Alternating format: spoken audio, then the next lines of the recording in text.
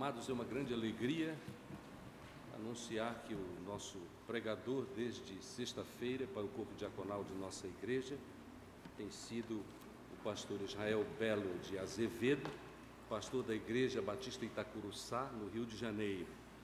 Este servo do Senhor tem servido ao nosso país e particularmente à Convenção Batista Brasileira de maneira muito especial.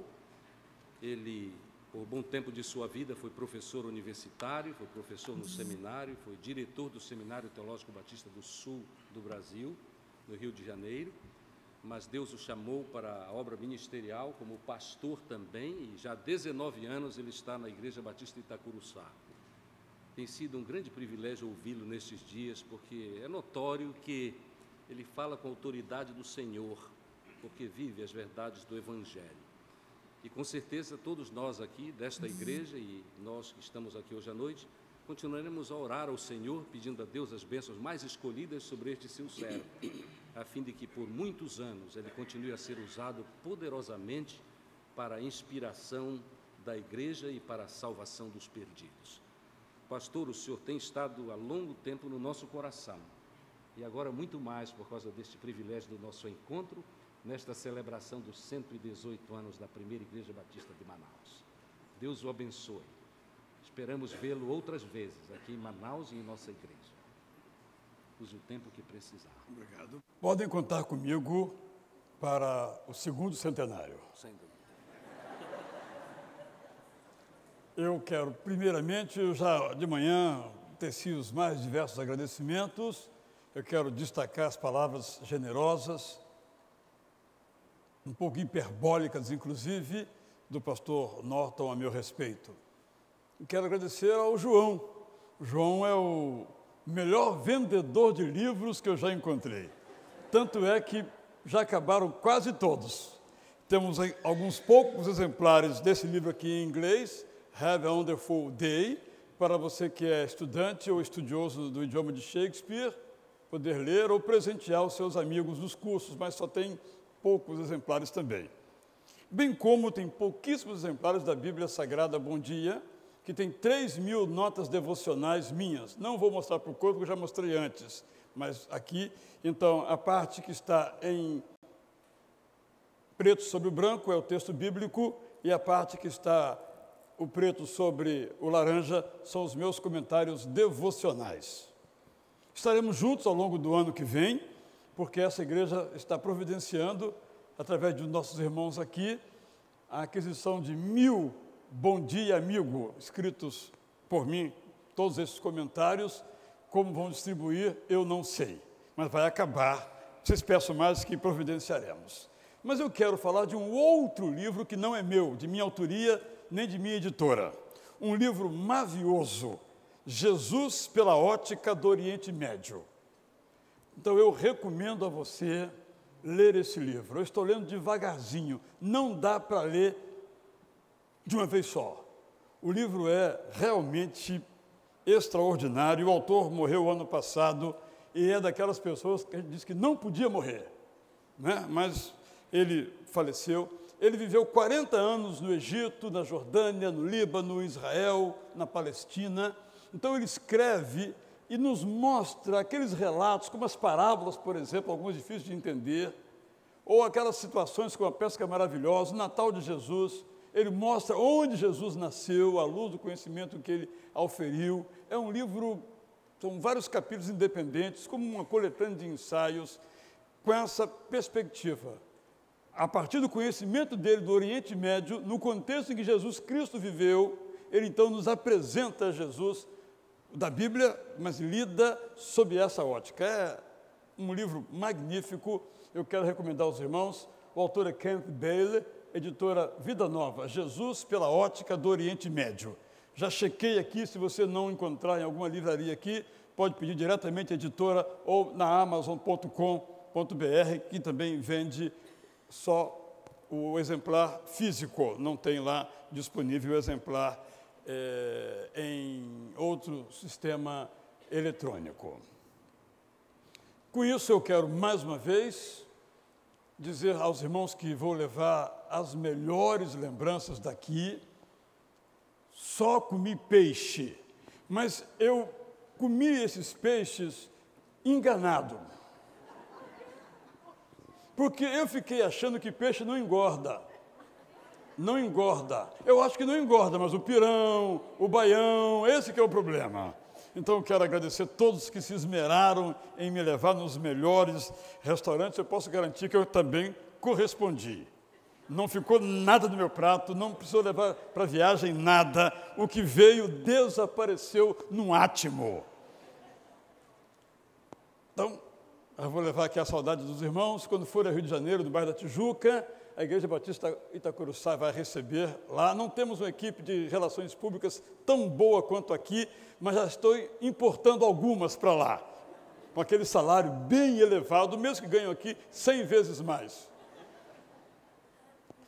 Então, nós, ontem à noite, refletimos sobre as circunstâncias nas quais nós podemos cantar. E são em todas as circunstâncias, nas boas e nas ruins, porque Deus faz com que venham a convergir a nosso favor todas as coisas. E a palavra no grego é panta. Panta é tudo. Eu vou ilustrar, não vou resumir a mensagem, mas vou ilustrar com um momento da minha vida.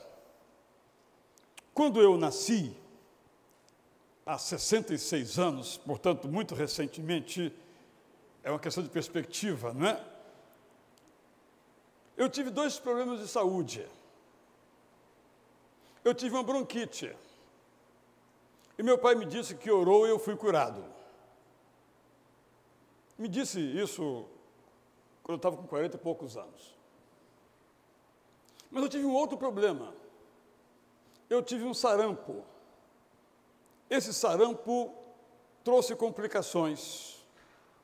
E entre essas complicações, eu passei a sofrer de uma enfermidade chamada otite média crônica. Essa otite fez com que eu tivesse que submeter a 3 cirurgias. Um aos 8, outro aos 19 e outra aos 20 anos de idade. E a ideia era fazer uma 4ª. Eu disse, eu acho que já está bom.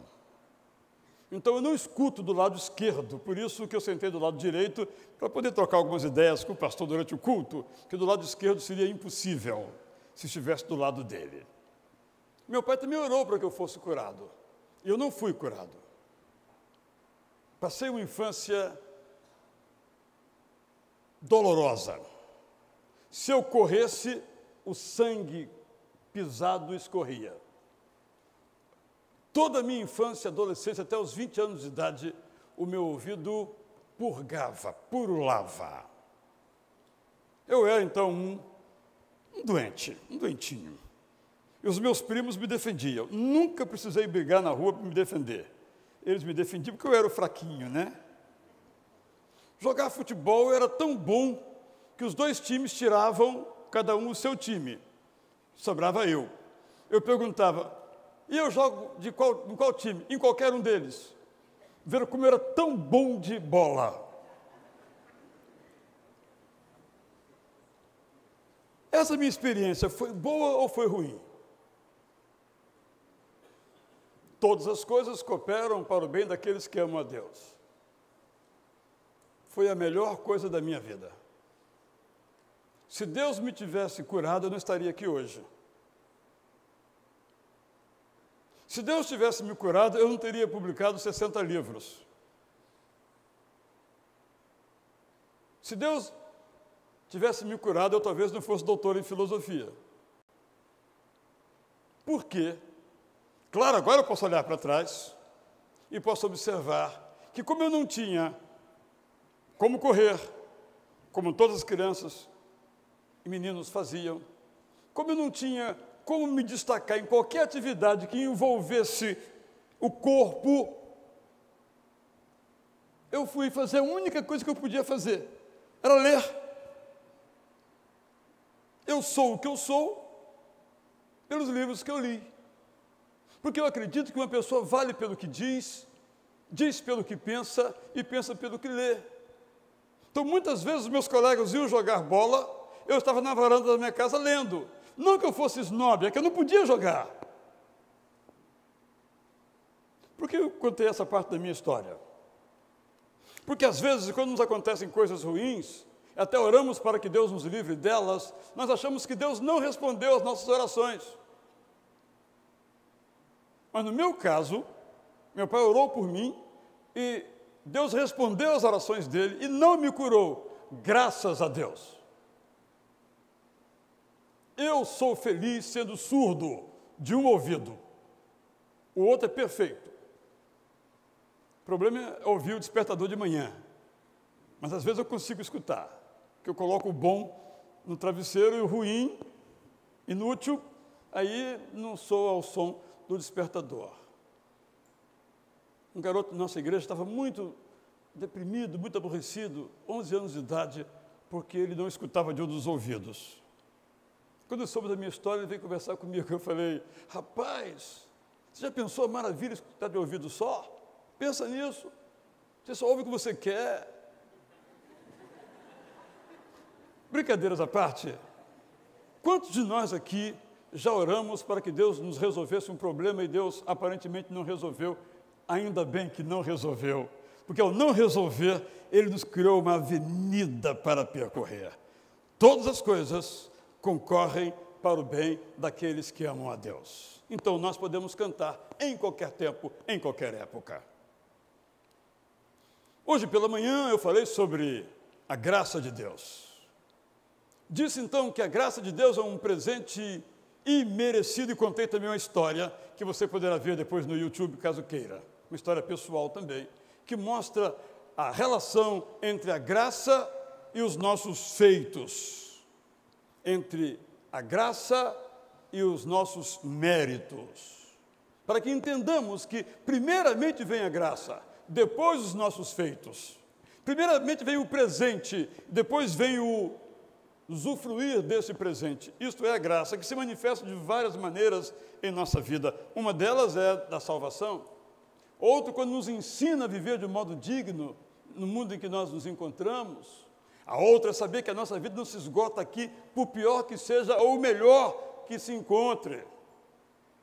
E a outra é que nós podemos e devemos fazer o bem. Não para ser salvos, não para sermos aprovados por Deus, mas fazer o bem, porque fomos salvos, para então vivermos de modo digno dessa salvação.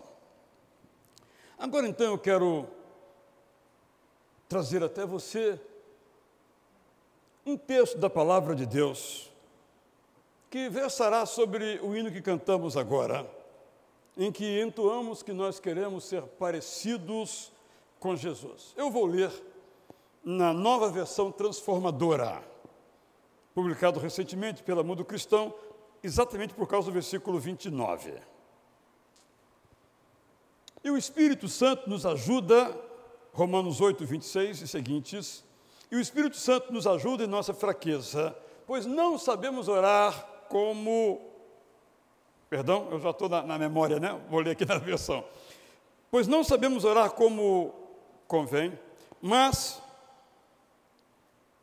Estou de novo a memória, né? Tem que ler o texto nessa versão, vou repetir. E o Espírito nos ajuda em nossa fraqueza, pois não sabemos orar segundo a vontade de Deus, mas o próprio Espírito Santo intercede por nós com gemidos que não podem ser expressos em palavras. E o Pai, que conhece cada coração, sabe quais são as intenções do Espírito Santo, pois o Espírito Santo intercede por nós, o povo santo, segundo a vontade de Deus. E sabemos que Deus faz todas as coisas cooperarem para o bem daqueles que o amam e que são chamados de acordo com o seu propósito, pois Deus conheceu de antemão os seus e os predestinou para se tornarem semelhantes à imagem do seu Filho, isto é, Jesus Cristo, a fim de que ele, Jesus, fosse o primeiro entre muitos irmãos. Depois de predestiná-los, ele os chamou, e depois de chamá-los, os declarou justos, e depois de declará-los justos, lhes deu a sua glória. Que diremos, pois, à vista destas coisas.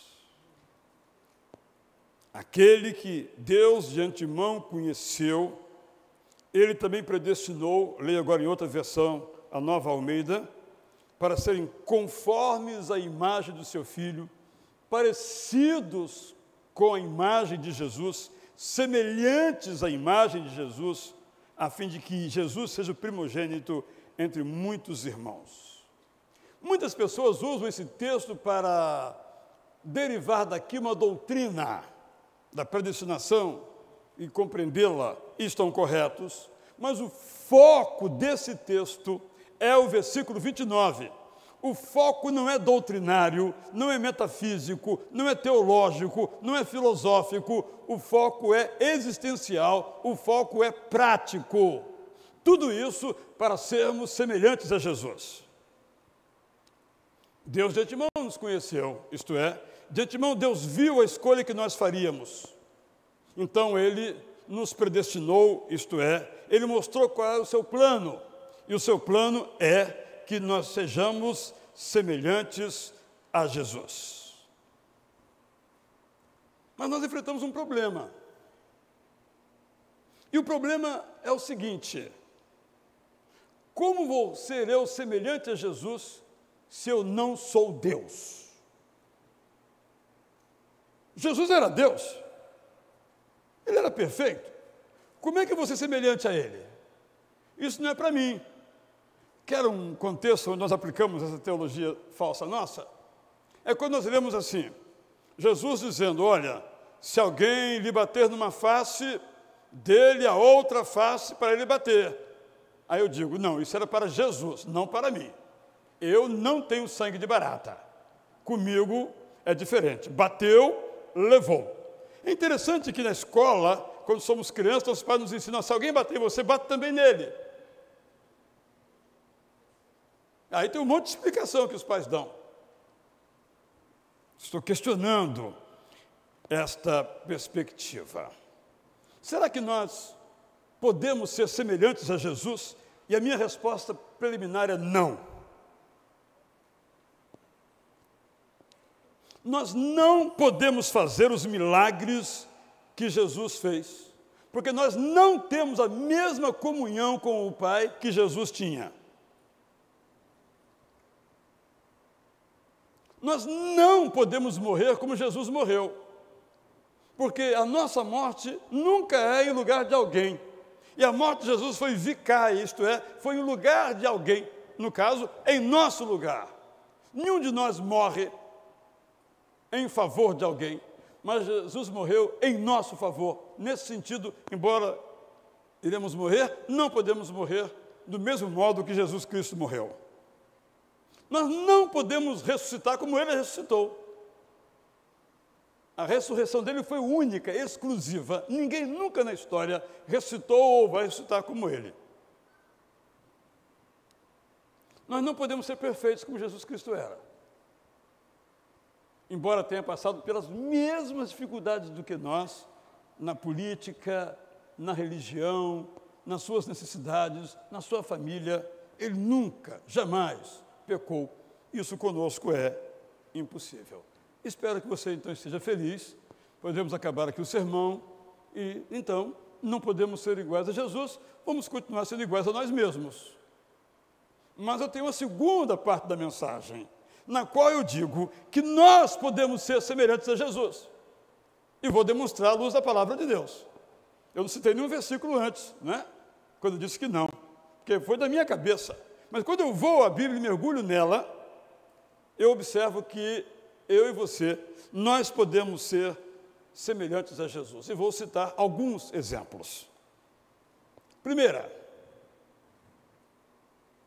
nós podemos viver como Jesus, na certeza de que nós somos amados pelo Pai. Jesus tinha a convicção que era amado pelo seu Pai. E nós podemos ter a mesma convicção. Anteriormente mencionei o texto do batismo de Jesus, vou lê-lo nesse momento, Lucas 3, 21 a 22. Ao ser todo o povo batizado, Jesus também foi batizado. E aconteceu que, enquanto ele orava, o céu se abriu, o Espírito Santo desceu sobre ele em forma corpórea como pomba, e do céu veio uma voz que dizia: Tu és o meu Filho amado, em ti me agrado. Essa declaração foi para Jesus, é para mim, é para você. Nós somos amados pelo Pai, tanto quanto Ele amava a Jesus, porque nós somos filhos de Deus, nós somos irmãos de Jesus, diz a palavra de Deus. Como eu disse ontem, este é o centro da Bíblia, este é o centro da revelação, este é o conteúdo mais importante da palavra de Deus. Nós podemos ser embalados por essa convicção, nós podemos ser motivados por essa certeza, nós podemos encontrar uma vida de alegria ao sabermos que nós somos amados por Deus. Muitas vezes, as circunstâncias da vida, os reveses da jornada humana, nos levam a pensar que ninguém gosta de nós, que ninguém nos ama, e talvez seja até verdadeiro. Mas aquele que nos conhece, aquele que nos formou, aquele que é o nosso Senhor, este nos ama. Sabe, Ezequias, é muito importante, porque nós que trabalhamos com o público somos muito criticados, né? Criticados porque o coro cantou muitas vezes, desde sexta-feira cantando, sábado, você esfolou o coro, né? Tirou o coro do coro, etc. Porque não é só cantar, tem os ensaios, né? É comum, todos nós somos criticados. E às vezes não lidamos bem com isso. Mas quando criticados, por exemplo, nós colocamos no centro, não essa palavra negativa a nosso respeito, mas colocamos no centro o amor de Deus para conosco, nós lidamos bem com a crítica. Se ela for justa, melhoramos. Se for injusta, nem nos lembramos que foi feita. Porque o que nos importa é o amor verdadeiro, o amor de Deus. Irmão, irmã, você pode se parecer com Jesus. Você pode ter no seu coração guardado bem profundamente o sentimento completo e real de que você é amado por Deus, ao ponto, você sabe, que nem mesmo o seu próprio filho poupou, mas antes o entregou a nós por amor. Eu me extasio com essa verdade. Eu sou amado por Deus, como Jesus era.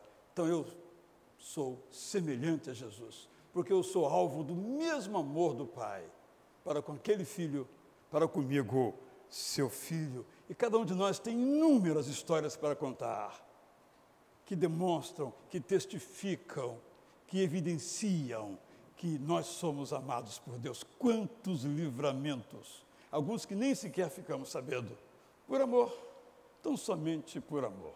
Eu, por exemplo, sou muito distraído, né? Eu me perco nas direções, uma tragédia.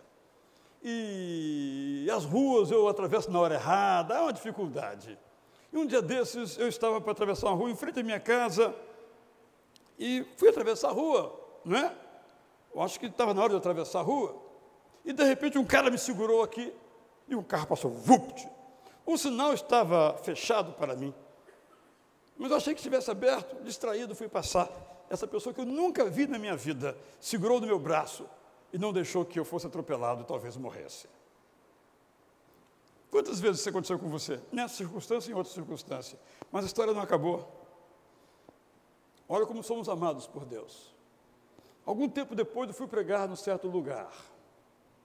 Antes de adentrar ao local da pregação, alguém me disse: olha, tem uma pessoa ali no carro que está muito aborrecido, está pensando em desistir de viver.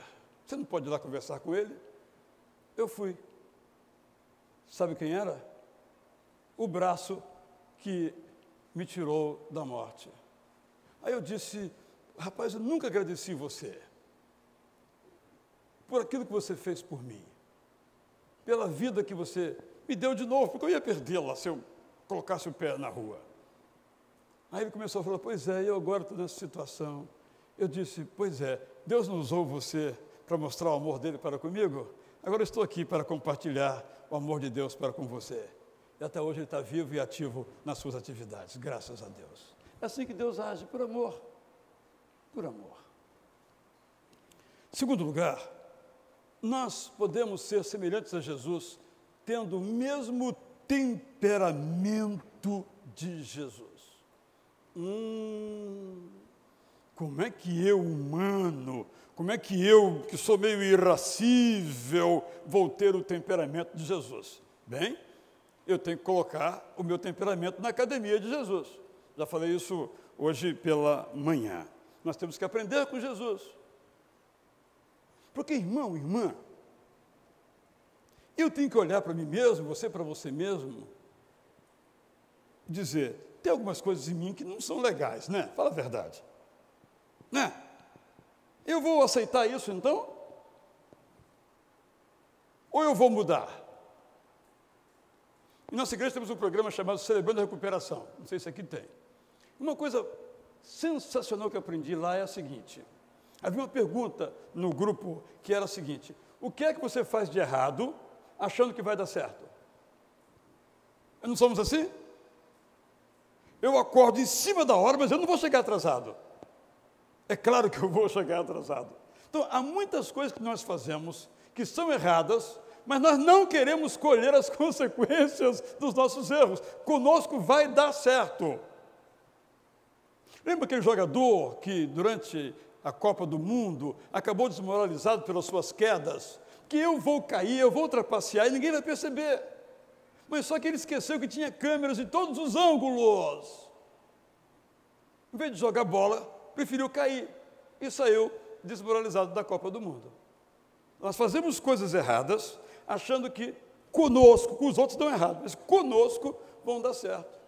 Então, se nós temos algo em nosso temperamento, se somos brutos, somos grosseiros, ou isto ou aquilo, eu posso dizer, não vou ser mais assim. Não é de uma hora para outra.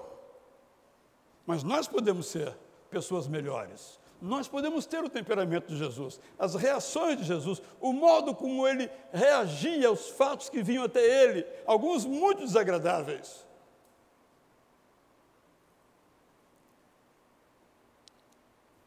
Eu até quero fazer uma pergunta muito simples.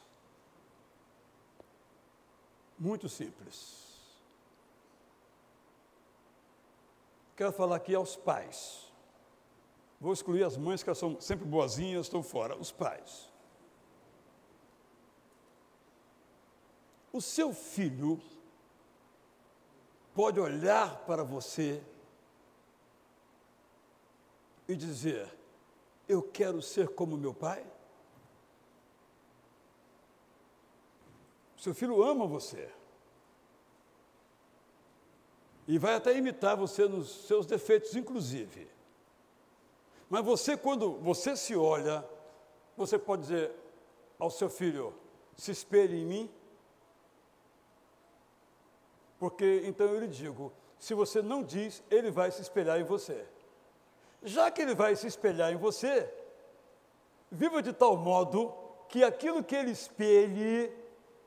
espelhe Jesus. Eu estou falando de temperamento, mas isso se aplica a qualquer outra área da vida. Nós precisamos de pais que no seu coração tenha a convicção que o modo como vive pode ser imitado. Porque, repito, vai ser imitado. Então, que seja imitado por coisas que sejam reflexos da vida de Jesus Cristo em nós. Terceiro lugar, nós podemos ser iguais a Jesus, vivendo segundo o mesmo ideal de Jesus. Qual era o ideal de Jesus? Mateus 9, 35 a 36.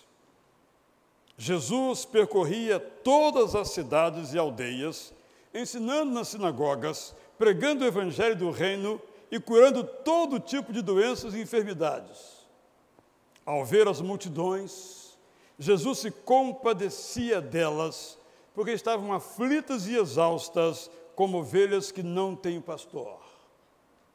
Nós podemos ser semelhantes a Jesus, amando o nosso próximo, sendo compassivo com o nosso próximo.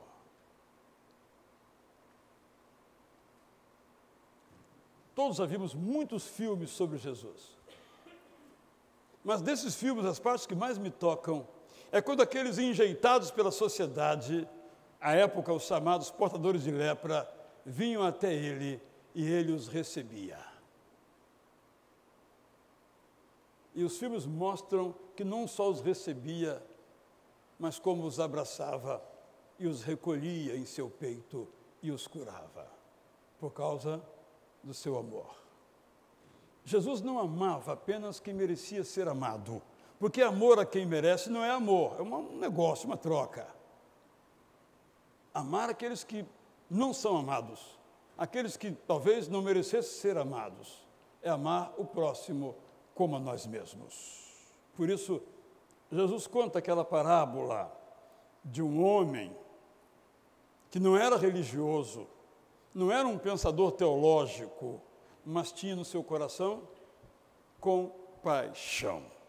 E quando viu caído lá, alguém que foi alvo de um assalto, estava moribundo, estava com risco de morte, ele o pegou, ele o curou, ele levou para um lugar próprio, onde pôde ser cuidado, pagando ele do seu próprio bolso. Por quê? Por amor. Quando nós amamos ao próximo, nós nos parecemos com Jesus. O Evangelho é bom, sabe por quê, irmãos? Porque ele é prático. Não adianta eu dizer isto ou aquilo. O Evangelho acontece quando as coisas acontecem, quando o meu amor se realiza.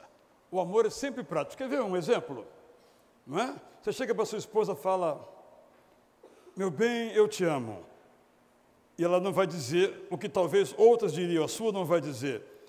Eu quero ver isso na prática. Na verdade, não é o seu caso. Com certeza não é o seu caso. Não é? Pai de 4 filhos maravilhosos, não é? Não é isso o caso. Mas não é assim. Não é? Nós somos casados. Meu bem, meu amor. Olha, eu quero ver isso, esse amor seu, meu bem, na prática. E isso varia de casal para casal, de circunstância para circunstância, situação para situação, de pais para com filhos, de filhos para com o pai. Meu filho, eu te amo, pai, na prática. O senhor é muito rigoroso, muito duro comigo, eu quero na prática esse amor, e vice-versa. Então, nós somos semelhantes a Jesus quando amamos como Jesus amou, e nós podemos amar como Jesus amou. Quarto lugar, nós somos semelhantes a Jesus quando nós fazemos a vontade de Deus. Mateus 26, 39.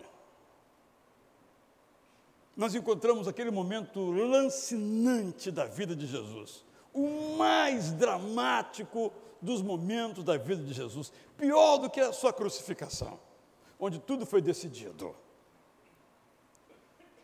Mateus 26, 39. E adiantando-se um pouco, prostrou-se sobre o seu rosto, orando e dizendo, meu Pai, se é possível, passe de mim este cálice, contudo, não seja como eu quero, e sim como tu queres. E o evangelista Lucas, que era médico, diz que o seu suor não era água, era sangue. Tal era o seu sofrimento. Jesus não queria morrer. Como eu não quero morrer, como você não quer morrer. Contudo, não seja como eu quero, mas como tu queres. Está em desuso uma palavra valiosíssima: obediência. Mas todas as vezes que nós obedecemos a palavra de Deus, nós não nos arrependemos. E todas as vezes que desobedecemos, nós temos motivos para nos arrepender. Como diz o pastor Norton, nós temos para fazer a vontade de Deus, conhecer a vontade de Deus. Onde ela está? Todo o conselho de Deus, todo o conjunto da vontade de Deus está apresentado nesse livro. Se eu quero conhecer a vontade de Deus, eu preciso conhecer o que esse livro diz sobre a vontade de Deus. Mas não basta eu conhecer, né? Eu preciso estar pronto para obedecer. Jesus Cristo foi obediente.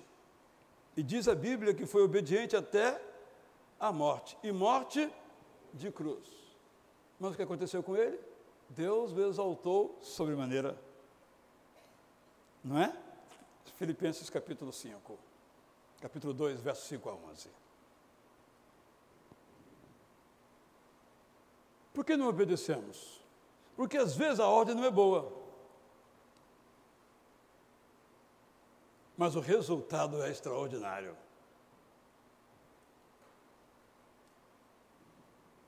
Não dá para querer só o resultado. Há que ter também a experiência da obediência. Nós podemos ser iguais a Jesus, fazendo a vontade de Deus. Mas ainda em quinto lugar, nós podemos ter a perspectiva que Jesus tinha sobre o futuro. João 14, 12 nos traz as seguintes palavras do nosso mestre. Em verdade lhes digo, que aquele que crê em mim fará também as obras que eu faço e outras maiores fará, porque eu vou para junto do Pai. Que obras maiores do que Jesus nós podemos fazer? São as obras que nós fazemos quando estamos cheios do Espírito Santo de Deus. Não fazemos por nós mesmos, mas fazemos pelo poder do Espírito Santo de Deus. Quando estamos cheios do Espírito Santo, nós fazemos obras maiores do que Deus. E não são milagres espetaculares. Embora Deus também possa hoje fazer através de nós milagres. Obras maiores são obras não em poder, mas em número e abrangência. Nós sabemos que a promessa se cumpriu, está relatada em Atos capítulo 2, e desde aquele momento já podemos fazer uma comparação, porque nunca Jesus pregou a tantas pessoas ao mesmo tempo quanto Pedro pregou no Pentecostes. O que Pedro fez em número de pessoas alcançadas, em abrangência de pessoas de todas as nações, foi maior do que Jesus. Jesus nunca saiu dos seus termos territoriais da terra de Israel. E Pedro foi para outros lugares. Paulo viajou por vários países e talvez continentes. Quando então nós deixamos o nosso lugar e vamos para outras missões transculturais, nós fazemos obras maiores do que Jesus. Todas as vezes que deixamos que o Espírito Santo nos conduza, nós fazemos obras maiores que Jesus. São as obras que resultam do Pentecoste, quando, por exemplo, ali se decretou a vitória do cristianismo sobre o judaísmo.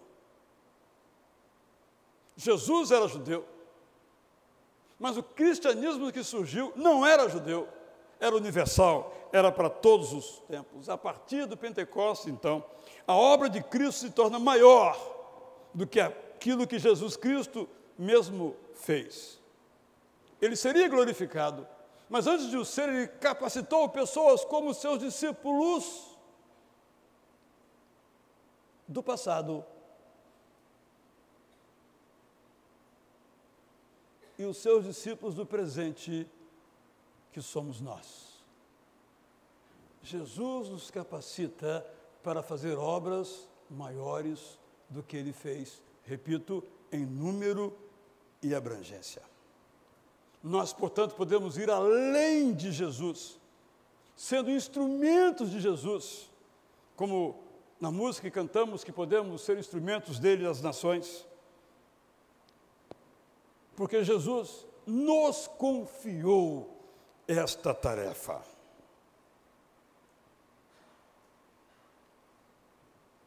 Nós continuamos, você continua, eu continuo aquilo que Jesus começou. Por isso a igreja, embora seja humana, tem que manter no seu coração, na sua missão, na sua razão, a tarefa que Jesus delegou a ela. Irmãos e irmãs, eu vou direto ao ponto. Quantos habitantes de Manaus estão esperando que nós lhes preguemos o Evangelho? O número é imenso. E às vezes nós ficamos muito contentinhos porque alcançamos a 500, 1.000 ou 2.000. Mas você é chamado para conquistar Manaus para Cristo. E como ele fará? Mandará anjos? Sim, anjos, eu e você. Nós somos os anjos, os apóstolos, os missionários, para ganhar essa cidade. E nós não podemos nos contentar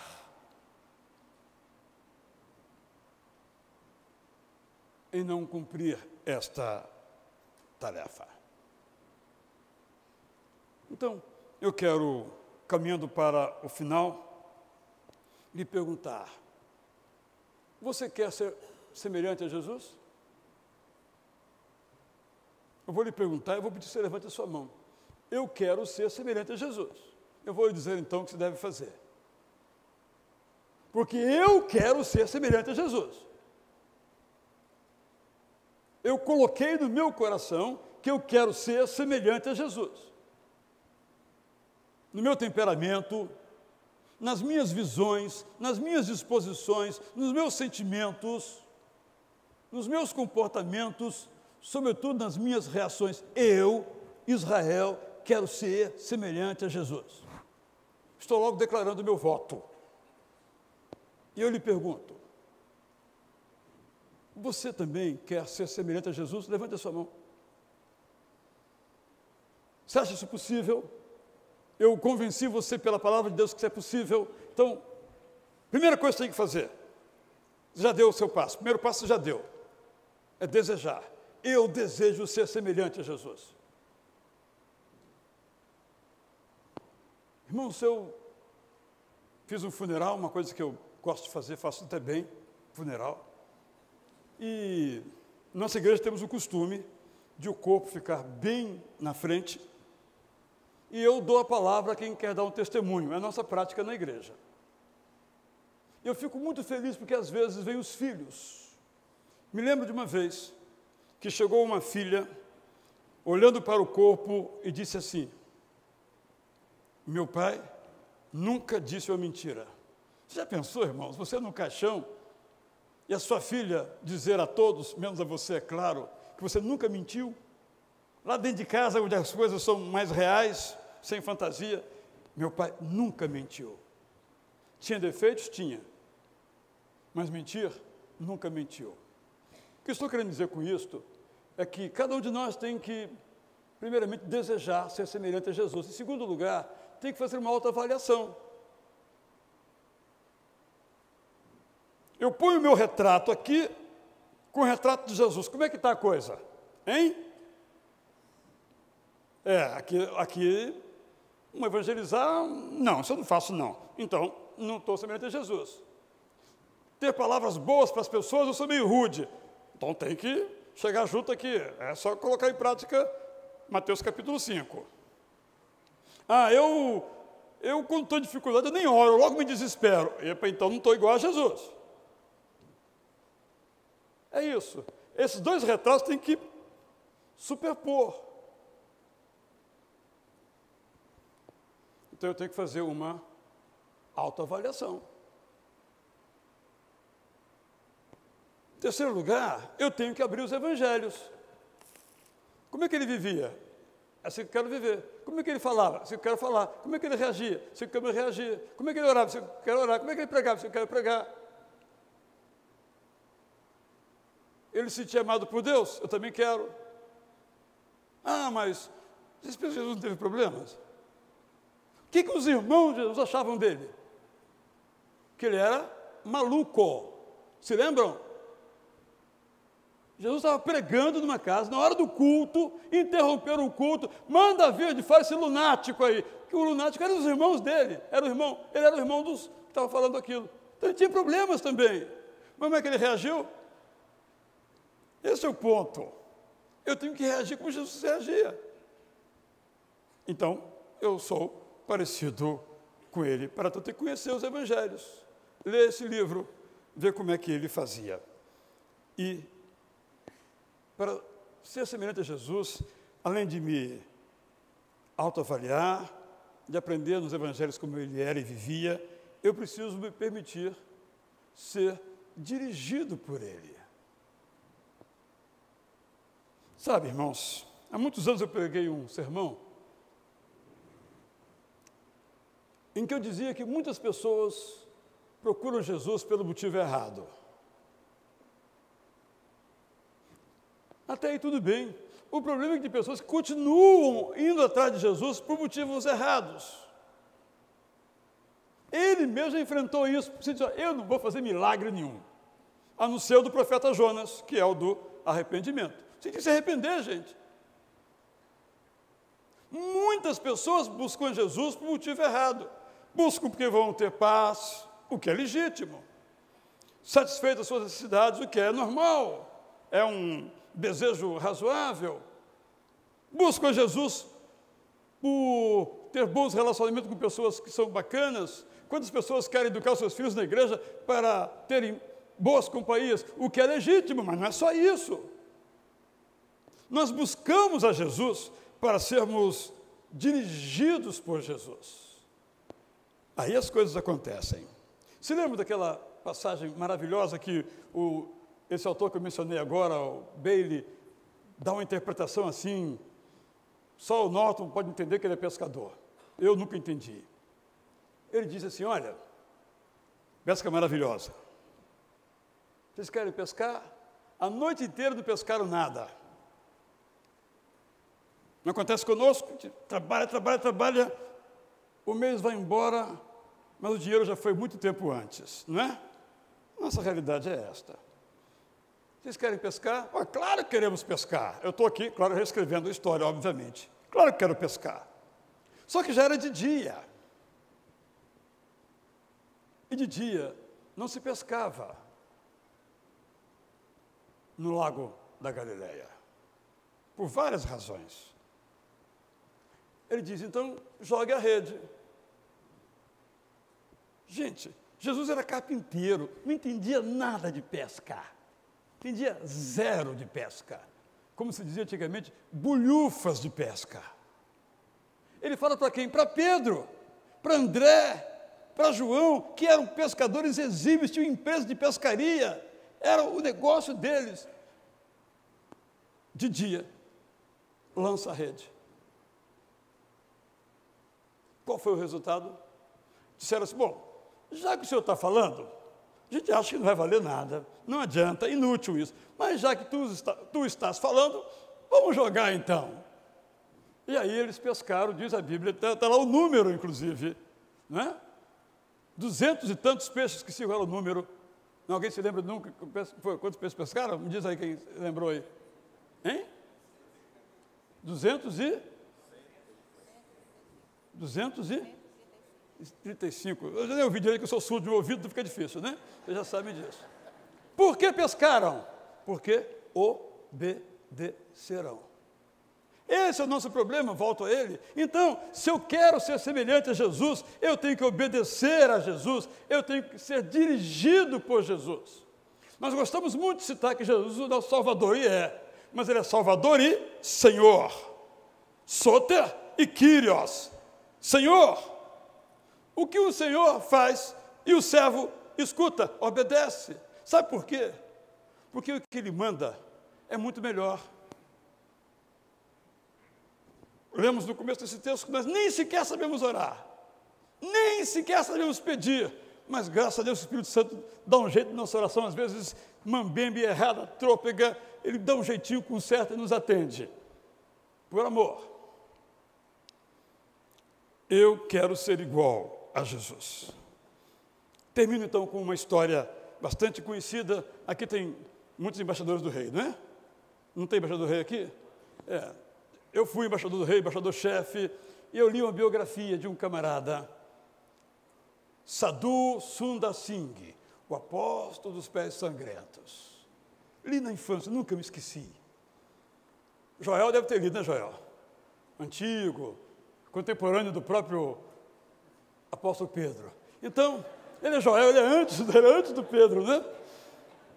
Joel Afonso Santana é outro. Bom, e aí, o Sadhu, é um título, né?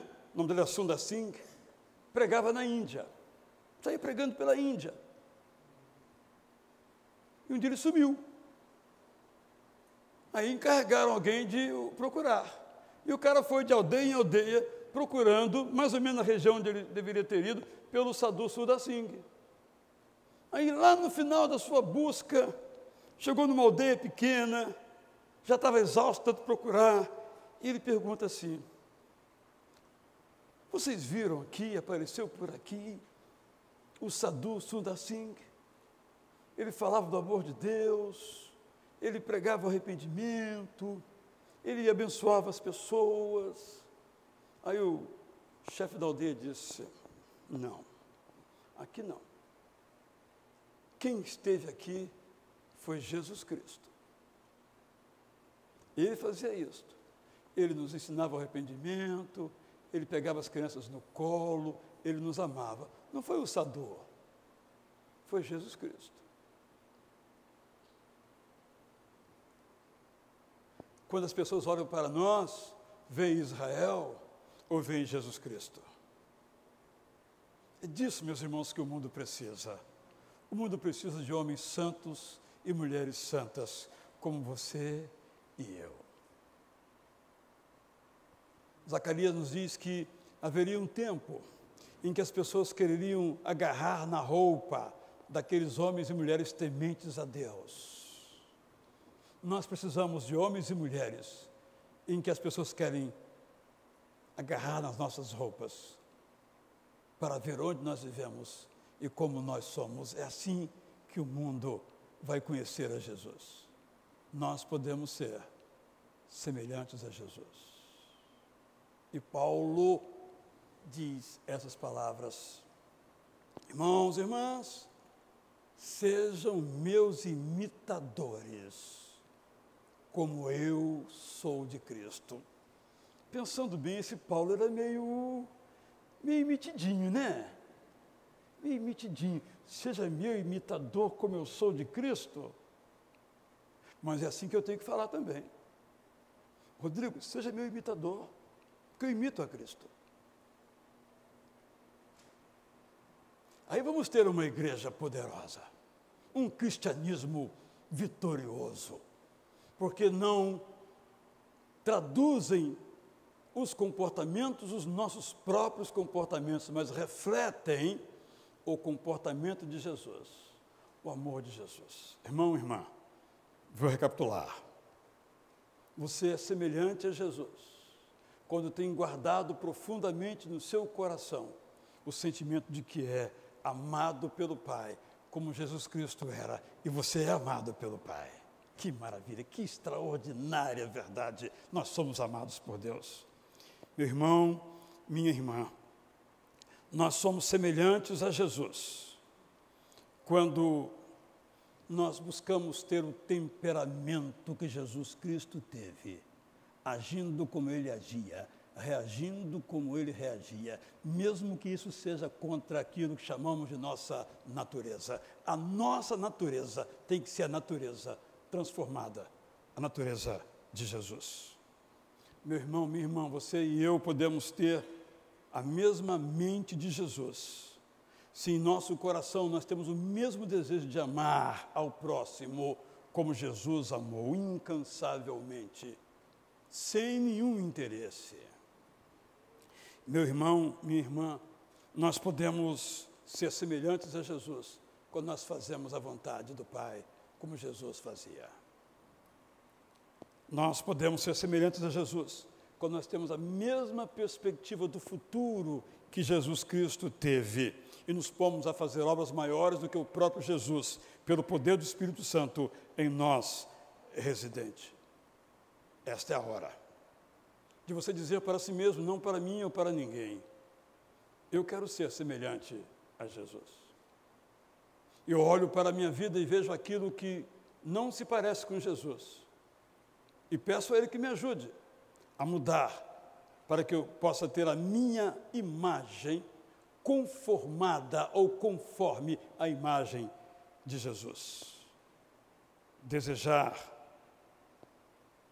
autoavaliar a cada um de nós e nos deixarmos dirigir por Jesus. Eu espero que esse seja o seu desejo. A cada noite, já deitado, eu faço uma revisão do meu dia. Essa é a minha disciplina. Eu acordei a tal hora, eu fiz isso, foi bom, não foi. Depois eu tomei café, depois eu fiz isso, tomei banho, eu saí, eu fui para a igreja. Eu vou recapitulando os meus dias, cada momento, até o final. Às vezes eu peço ao Senhor perdão porque eu fui grosseiro com aquela pessoa, ou pensei mal daquela pessoa, embora nem ela tenha sabido. O Senhor me perdoe, para que amanhã eu não faça igual. Essa recapitulação, esse encontro verdadeiro conosco mesmos, é essencial para que a nossa mente vá tomando a cada dia a forma da mente de Jesus.